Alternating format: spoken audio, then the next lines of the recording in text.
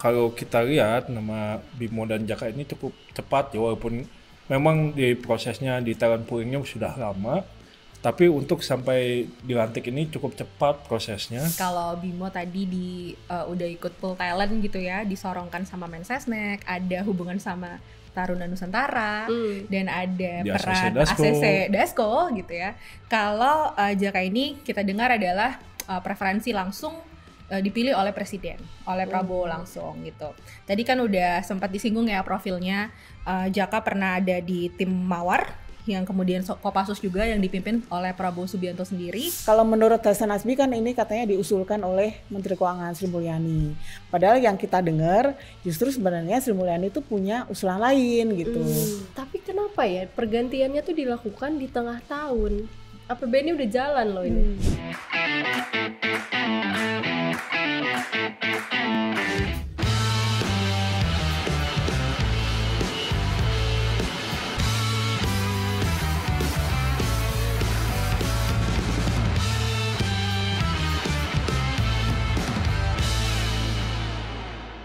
Hai, balik lagi di Jelasin Dong bersama Findri Florentin. Saya Mamang Cesar. Saya Goida Rahma. Retno. Buat kalian yang mau baca dan berlangganan produk Tempo, kalian bisa klik link di deskripsi. Jangan baca dan sebarkan konten bajakan ya, karena di situ ada aksiptanya. Vin, ini ada apa aja nih di tempo.co? Ini ada laporan menarik soal ayam goreng widuran yang Lagi rame. iya, ngaku dan halal setelah 50 tahun buka warung nih, baru ngaku Waduh. kalau ada kandungan yang nggak halal di situnya. Satu lagi ada soal perwira TNI yang minta ke Ditjen Bea Cukai untuk ngelepasin barang punya temennya. Barang apa itu? Itu dia, kronologinya apa, barangnya apa, tanggapan TNI seperti apa, baca di tempo.co. Kalau di harian ada apa? Harian premium kita punya kebijakan pemerintah yang akan memberikan insentif ekonomi kepada masyarakat gitu. Jadi ini dilakukan karena pertumbuhan ekonomi kita di kuartal kemarin belum sesuai dengan harapan gitu. Satu lagi kita punya tentang PHK massal yang sekarang sudah sampai ke sektor perhotelan. Kalau sebelumnya banyak di sektor tekstil ya. Iya. Sekarang udah masuk ke sektor perhotelan gitu. Di mingguan ada apa, Gue? Di mingguan gak kalah seru, itu ada di laporan utamanya ada soal gimana ceritanya pengusaha-pengusaha besar nih berebut pengelolaan lahan hutan. Wah. Nah, ini ceritanya ada di Premium Mingguan, di majalah Tempo, dan satu lagi ini akan jadi kita bahas hari ini ya. Iya. Itu ada cerita soal Dirjen Pajak dan Dirjen Bea Cukai baru Yang baru. berlatar belakang militer ya. Nah, ini Yang satu bukan, yang satu iya. ya ini akan kita bahas juga seperti apa ceritanya, itu ada di Premium Mingguan. Nah, gimana nih? Mamang punya ceritanya soal penunjukan Dirjen Bea Cukai dan Dirjen Pajak yang baru. Gimana, Mang? Gimana, Mang? Bisa dibilang kita seminggu kemarin ini ngejar-ngejar ya. Dan akhirnya baru dilantik itu hari Jumat ya. Setelah infonya itu, gua dapat itu awalnya hari Senin. Dari hari Senin malam katanya. Terus Selasa. Terus ke Selasa ternyata dipanggil ke istana sama presiden kan. Dua orang ini. Jaka Budi Utama untuk Dirjen Bea Cukai dan Bimo Wijayanto itu untuk Dirjen Pajak. Dipanggil ke istana, tapi masih belum dilantik juga. Sampai akhirnya baru dilantik itu hari Jumat. Tanggal 23 Mei. Ya, dan itu sibuk banget kita karena pelantikannya itu pagi. Sorenya itu ada APBN kita. Konferensi pers APBN kita yang biasa memaparkan kinerja APBN kita selama sebulan ke belakang. Nah, dua wajah baru ini udah muncul nih di situ. Nah, ini kenapa Mamang dan kita semua sibuk banget mau nyorotin dua orang ini, karena dua orang ini penting banget posisinya.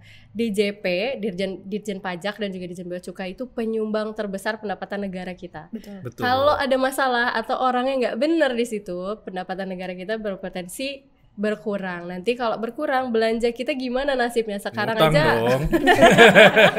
Semua ya. Masih instan.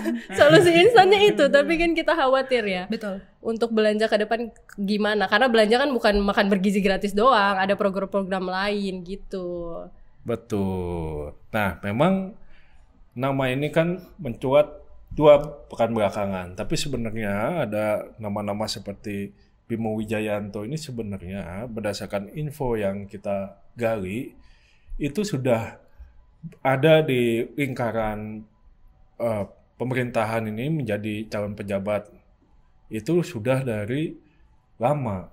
Jadi kami dapat informasi nih, Bimo ini udah sempat ikut kegiatan di Hambalang ya.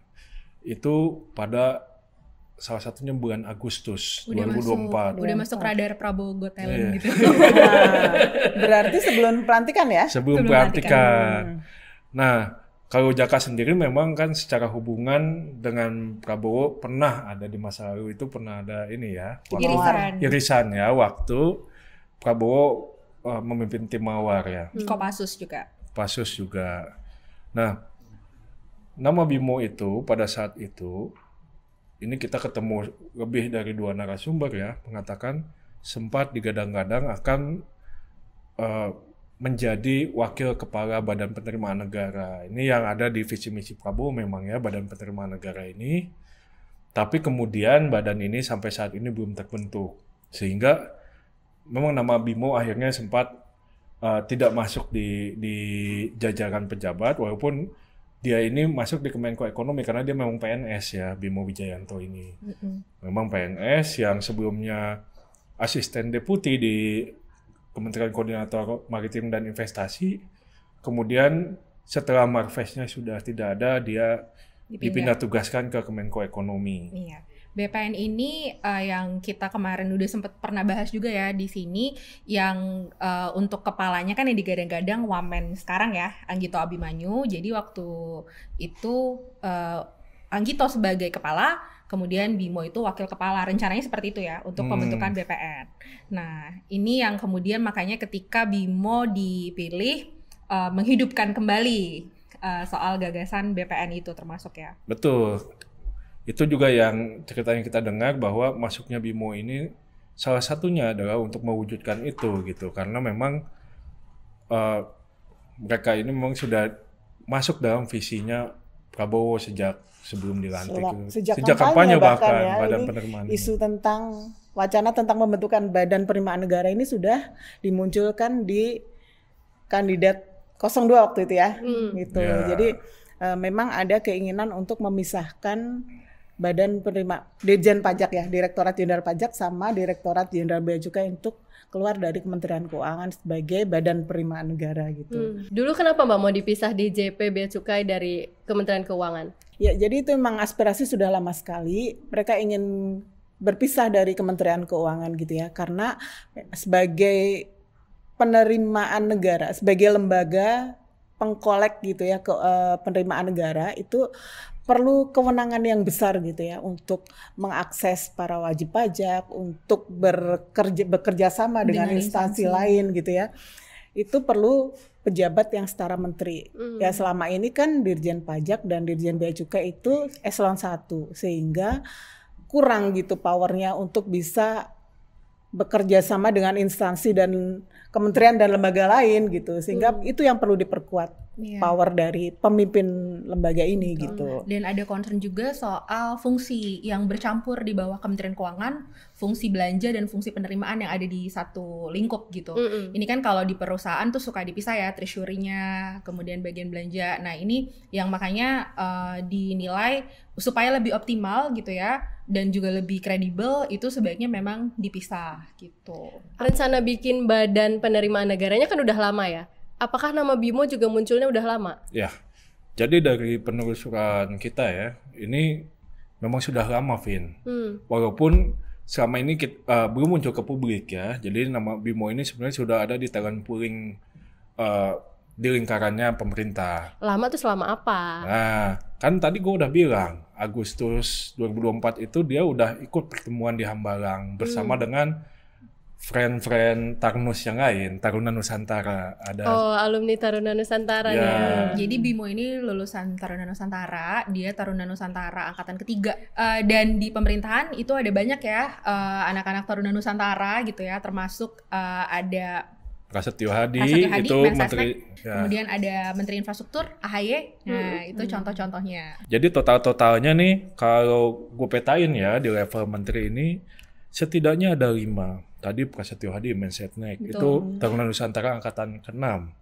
Terus ada Sugiono itu Menteri Luar Negeri itu Taruna Nusantara angkatan ke-5. Setelah itu ada AHY tadi, Menko Infrastruktur, itu Taruna Nusantara Angkatan ke-5. Lalu ada Sudaryono, itu Wakil Menteri Pertanian, itu Tarnas Angkatan 11, dan ada Teddy. Teddy ini Setkap. Itu yang paling muda di geng ini, dia Taruna Nusantara Angkatan ke-15. Gitu. Jadi bisa dibilang Bimo ini paling tua ya angkatannya. Senior. Senior. Ini yang bawa masuk nama abang siapa berarti? Ya, kita dapat cerita yang melakukan talent mapping ini adalah Prasetyo Hadi. Selaku Mensesnek ya. Selaku Mensesnek, jadi dia memetakan siapa saja yang misalnya bisa berpotensi menempati beberapa posisi yang dibutuhkan tentunya. Nah, Bimo ini masuk dalam penjaringan inilah, makanya sudah dipersiapkan. Walaupun dalam prosesnya Mensesnek ini kemudian tentunya merekomendasikan nama ini ke Dasko. Jadi ibaratnya kalau kita di perusahaan ya, ada ijazah nih ya, setor ada nama Taruna Nusantara, kalau di pemerintahan tuh langsung dipisahin, screening awal. Beda jalur. Bisa jalur. Kunci. Gitu. Ada yang tarus nggak? Saya mah. Aduh, kalau ijazah kuliah kita bisa ngambil S2, S3, kalau SMA tidak bisa dibalik kembali. Iya, jadi kenapa akhirnya nama Bimo nih dari talent mapping itu, salah satunya ketika memang posisi Dirjen Pajak ini memang sudah diincar gitu ya untuk diisi dari orang yang dipercaya sama presiden. Nah, kenapa nama Bimo muncul? Karena Bimo ini ternyata memang punya rekam jejak di DJP. Jadi di tahun 2014, 2015 itu dia pernah di DJP. Ketika itu Bimo ini sama Payon Arsal yang sekarang staf ahli Menteri Keuangan itu ada di tim leader di DJP waktu itu, Center for Tax Analysisnya DJP. Tapi waktu itu Bimo nggak lama karena dia lanjut ke tugas sekolah, tugas belajar ya, cukup lama waktu itu. Dan kemudian sepulang ke Indonesia tidak lanjut di DJP, tapi lanjut ke kantor staf presiden. Waktu itu dia ada di Kedeputian Bidang Kajian dan Pengelolaan Isu-isu Sosial Budaya dan Ekologi Strategisnya KSP bersama Pak Yanuar Nugroho waktu itu. Nah, setelah di KSP pindah lagi tuh, itu ke Kemenko Marves, tempatnya Luhut. Waktu itu dia jadi asisten deputi investasi strategis di Kedeputian Pertambangan dan Investasi. Di bawahnya Septian Haryoseto ya? Ya, betul. Nah, itulah ketika dicocok nih di screening, pengalaman ekonomi dapat dan ada background pajak gitu. Jadi kata Dasko cocok. Tapi namanya kan diusulkan sama Prasetyo Hadi ya. Kenapa bukan sama Menteri Keuangan? Ya, memang kalau kata Hasan Nasbi kan Menteri Keuangan ya. Memang secara prosedural itu eselon 1 itu diusulkan oleh menteri ya seharusnya. Bottom up jadi ya, direkomendasikan oleh menteri, disetujui presiden. Dan biasanya ada proses TPA-nya. Oke, ya betul. Tim penilai akhir, walaupun penentu utamanya, penentu akhirnya di presiden, tapi ada proses diskusi, proses pemilihan gitu yang proper biasanya gitu. Ada cerita lain nggak soal proses ini? Kita punya cerita di baliknya ya, di balik layarnya ya. Kalau menurut Hasan Nasbi kan ini katanya diusulkan oleh Menteri Keuangan Sri Mulyani. Padahal yang kita dengar justru sebenarnya Sri Mulyani itu punya usulan lain gitu. Untuk Dirjen Pajak dia maunya Dirjen yang lama ini diperpanjang masa jabatannya Suryo gitu. Sementara Dirjen Bea Cukai dia mengajukan nama baru dari organik juga gitu. Ya, tapi kemudian yang kita dengar nama Bimo dan Jaka ini kemudian mencuat ya, setidaknya itu dalam 2 minggu terakhir ya. 2 minggu terakhir. Di awal Mei itu baru Sri Mulyani ini tahu bahwa ada usulan itu. Tapi pada saat itu memang yang kita dengar ada resistensi ya, karena memang 2 nama ini bukanlah nama yang berasal dari dalam Kementerian Keuangan. Sementara selama ini memang pejabat-pejabat eselon 1 dari Kementerian Keuangan ini biasanya adalah organik dari Kementerian Keuangan gitu, atau ada di lingkungan itulah gitu. Concernnya Sri Mulyani itu lebih ke meritokrasi ya, karena bidang tadi Dirjen Pajak kemudian Bea Cukai itu sesuatu yang sangat strategis, 70% pendapatan APBN kita di situ, dan pergantiannya cukup ini ya terjadi di tengah tahun gitu. Jadi sudah berjalan gitu ya, dan ketika ada dirjen baru yang mungkin di luar Kemenq harus belajar lagi gitu ya. Kalau ingat di pelantikan Sri Mulyani bilang diberi waktu 1 bulan untuk belajar, semacam itu. Nah ini resistensinya kurang lebih seperti itu gitu. Jadi memang dari Kementerian Keuangan sendiri juga yang kita dapat info cukup terkejut ya soal nama ini gitu. Dan memang kalau kita lihat nama Bimo dan Jaka ini cukup cepat ya, walaupun memang di prosesnya di talent poolingnya sudah lama, tapi untuk sampai dilantik ini cukup cepat prosesnya. Setelah di awal Mei itu ada resistensi tadi, itu kemudian tiba-tiba nama itu menyebar ya di berbagai pemberitaan. Setelah itu dipanggil presiden. Nah, ketika sudah dipanggil presiden itulah yang kemudian mengukuhkan bahwa 2 nama ini akan menjadi pejabat baru di eselon 1 Kementerian Keuangan gitu ya. Yang kemudian baru dilantik pada hari Jumat. Dan pada saat itu memang informasi soal pelantikan itu serba tidak jelas gitu ya, kapan akan dilantiknya gitu. Itu akhirnya kita hampir setiap hari mendatangi Kementerian Keuangan untuk menunggu pelantikan itu. Dari tadi udah Bimo, kalau Dirjen Bea Cukai baru kita gimana cerita pelantikannya? Jaka ya? Jaka. Iya, ini ceritanya agak berbeda nih. Kalau Bimo tadi udah ikut pool talent gitu ya, disorongkan sama Mensesnek, ada hubungan sama Taruna Nusantara, dan ada di peran ACC Dasko gitu ya. Kalau Jaka ini kita dengar adalah preferensi langsung dipilih oleh presiden, oleh Prabowo langsung gitu. Tadi kan udah sempat disinggung ya profilnya, Jaka pernah ada di tim Mawar, yang kemudian Kopassus juga yang dipimpin oleh Prabowo Subianto sendiri. Lalu Jaka ini juga sebelumnya ketika Menko Polhukam waktu itu Mahfud MD, itu dia pernah jadi deputinya Mahfud MD saat itu gitu. Jadi memang perannya di isu Polkam ya, politik keamanan itu cukup strategis gitu. Dan yang kita dengar kalau Bimo punya tugas untuk penerimaan negara gitu ya, menggenjot penerimaan negara, Jaka ini punya tugas untuk mengamankan dari sisi bea cukai ya, seperti untuk kebocoran-kebocoran di daerah perbatasan, kepabeanan gitu ya, soal cukai ilegal, misal rokok ilegal kayak gitu, kemudian juga pemberantasan narkoba. Nah, ini karena tadi basisnya militer gitu, dianggap dinilai expert di bidang itu. Ntar dulu, ini kita dengar dari mana? Kita dengar ini diantaranya dari tim pemenangan Prabowo sendiri, itu ada circle terdekat lah, itu mengiyakan gitu kalau memang ini datang langsung dari presiden gitu. Termasuk cerita yang Bimo tadi, dapat dari mana tuh informasinya soal Bimo? Ya sama lah, kita ketemu lebih dari 2 narasumber ini dari lingkarannya pemerintahan tentu ya. Ada yang tim pemenangan, ada juga yang memang dekat dengan pemerintahan gitu ya. Balik lagi ke yang soal Jaka ya, Sri Mulyani kan seperti Mbak Retno bilang punya nama sebenarnya, tapi kenapa akhirnya dia mau menerima Jaka? Oke, memang betul awalnya kan tadi Sri Mulyani resisten ya dengan 2 nama ini termasuk Jaka gitu, karena tadi latar belakangnya. Nah ini sebenarnya ada 2 hal ya yang membuat akhirnya Sri Mulyani menerima.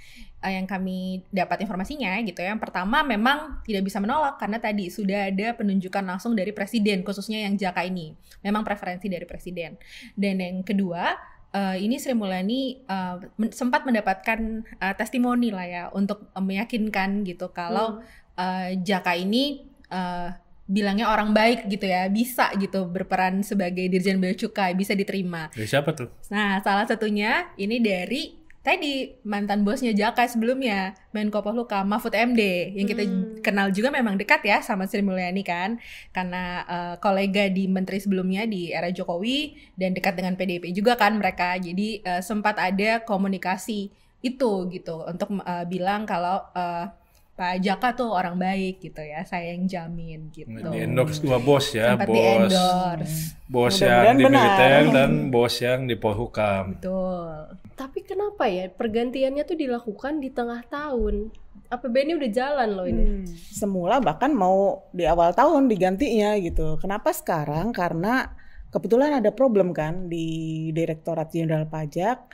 Persoalan Kortex membuat penerimaan kita jeblok gitu ya. Bukan hanya jauh di bawah target, bahkan lebih rendah dibandingkan periode yang sama di tahun lalu gitu. Betul. Sehingga ada momentum untuk mengganti. Semula mau diganti di awal tahun gitu, segera di 2025 tuh mesti memang di awal tahun ya. Pajak baru gitu. Tapi persoalan Cortex juga yang membuat itu dipending rencana untuk mengganti itu. Karena khawatirnya Dirjen Pajak yang baru ini bakal jadi pencuci piring gitu. Karena ada problem dia harus membereskan gitu. Makanya dipending dulu. Nah iya betul, ini nambahin Mbak Retno ya. Jadi untuk BIMO ini gitu memang dapat pesan khusus ya, dapat tugas khusus salah satunya untuk melanjutkan perbaikan Cortex. Jadi kan Cortex di awal tahun kita tahu sempat rame ya di kalangan pengusaha gitu ya, perusahaan-perusahaan pelaku perpajakan gitu ya. Kalau banyak masalah lah di administrasinya Cortex gitu, nggak bisa nerbitin faktur dan lain-lain. Nah ini sekarang sih sudah mulai berjalan dengan lebih baik ya, ada terus perbaikan gitu. Nah ini harapannya juga bisa dilanjutkan gitu, karena kita dengar juga ini menjadi poin juga ya, Mang, kenapa Pak Suryo Utomo di Dirjen Pajak sebelumnya akhirnya posisinya rentan gitu karena isu Cortex ini gitu ya. Karena anggaran Cortex ini besar ya guys, triliunan gitu ya, dan dibuatnya juga panjang. Dan kita udah pernah bahas juga ya soal Cortex ini di JD episode sebelumnya.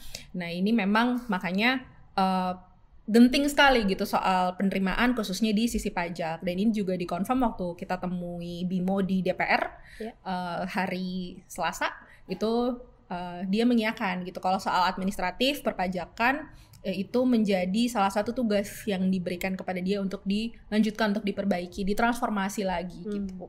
Tapi kok bukannya profil Jaka itu malah menimbulkan polemik ya? Ya betul Vin, jadi ketika nama Jaka ini pertama kali dimunculkan gitu ya sebagai calon Dirjen Bea Cukai, itu memang yang langsung di-highlight adalah profil Jaka di tim Mawar waktu itu. Karena kan kita tahu tim Mawar adalah tim yang waktu itu diduga terlibat ya dalam penculikan dan penghilangan aktivis. Ketika itu ada sekitar 23 dan hanya 9 yang kembali hidup ya, dan dikembalikan hidup-hidup setelah ini kita nggak tahu. Dan kita juga dari record baru ya betul, zaman Orde Baru, dan ketika kita cek recordnya Jaka itu juga ikut disidang dalam pengadilan militer di kurun waktu 97-98 akibat penculikan mahasiswa dan aktivis ini.